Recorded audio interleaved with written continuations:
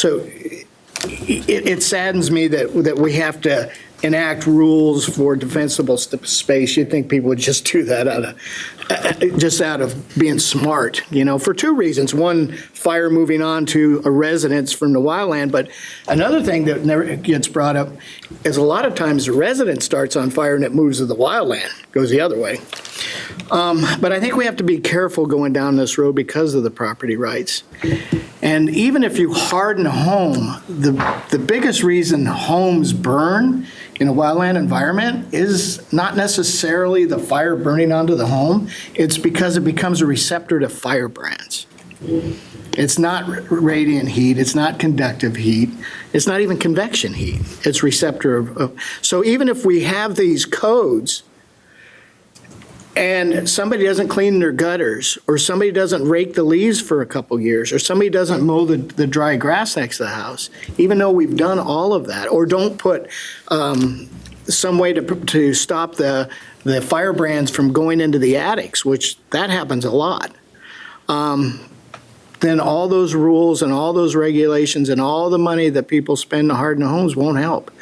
So we've got to find that balance, and there's something I've been saying for a long time is this educational piece, that people that live in these areas that are prone for fire, they need to be educated about what they should be doing and maintaining, because we could do all this and it still may not help.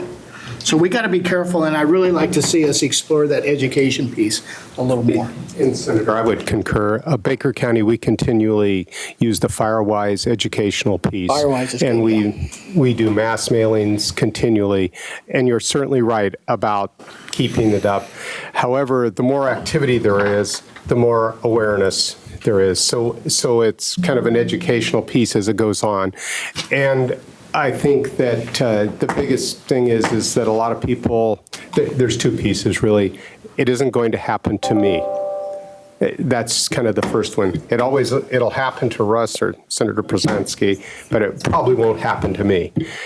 And so if we continually keep that before them, then it seems like we raise and heighten their awareness.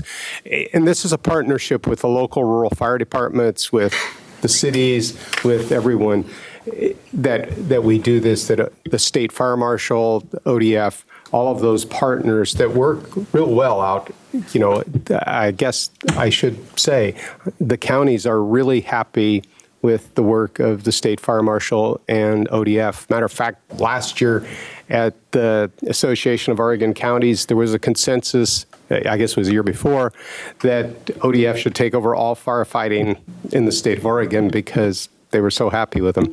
So they hold a good place in our community's hearts.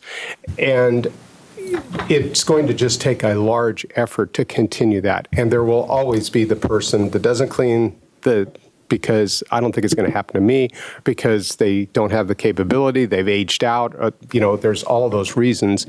But we need to make our best effort to get as many possible that we can, and that's the way I would look at it.